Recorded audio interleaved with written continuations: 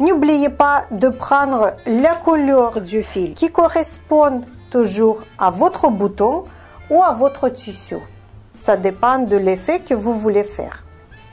Je prends un fil blanc exprès pour que vous puissiez voir l'opération, comment je vais faire bien clairement.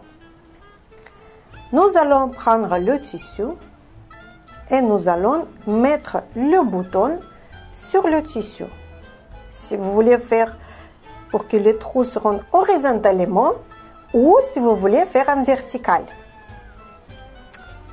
Nous allons prendre un fil double avec un nœud à la fin et nous allons commencer à piquer en arrière en trouvant le trou. Et nous allons sortir l'aiguille.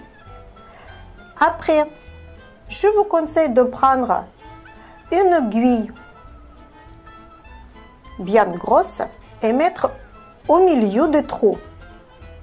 Parce que si vous allez coudre le bouton sans cette aiguille, vous allez vraiment coucher le bouton et caler le bouton avec le tissu. Ça va donner pas très joli résultat après et pour l'utilisation, ça sera pas trop pratique.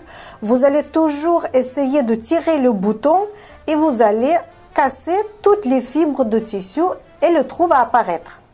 Pour cela, nous allons prendre une grosse aiguille, on va mettre par-dessus et on va coudre avec cette aiguille.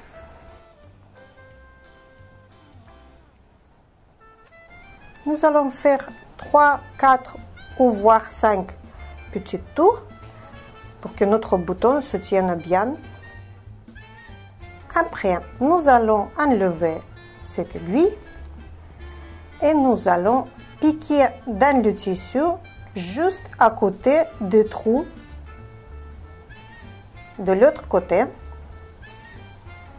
Et nous allons faire comme j'appelle un champignon. Nous allons tirer le bouton et nous allons faire 4 ou 5 tours autour de la tige.